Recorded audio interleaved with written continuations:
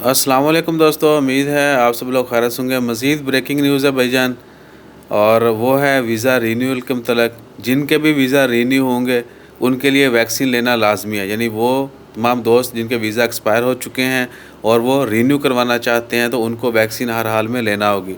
एक तो ये भी कि 1 सितंबर से पब्लिक प्लेसेस पर जाने के लिए भी वैक्सीन लाजमी है और साथ में वीज़ा रीन्यूअल के लिए भी लाजमी कर दी गई है। ऐसा नहीं है कि आपने कहीं विज़िट नहीं करना तो वीज़ा रीन्यू हो जाएगा, ये लॉजिक मत दीजिएगा कि कौन सा ऑफिस जाके वीज़ा रीन्यू करवाना है, ऑनलाइन ही होना है, एम्प्लॉयर ने करवाना है। जिस बंदे का वीज़ा रीन्यू होगा उसके लिए लाजमी है उसको वैक्सीन लगी होगी तो ही उसका वीज़ा रीन्यू होगा। और ये भी कि एक डोज़ जिसको लगी है तब भी वीज़ा रीन्यू हो जाएगा, नो प्रॉब्लम एट ऑल। जो भी ओमान में वैक्सीन लग रही हैं अगर आपको वो लगी होगी 1 डोज़ या 2 डोज़ तभी आपका वीज़ा रीन्यू होगा। और दूसरा ये भी कि 1 अक्टूबर 2021 से वैक्सीनेशन सबके लिए जिनको भी 1 डोज़ लगी है उनके लिए दूसरी डोज़ भी लगवाना लाजमी होगा।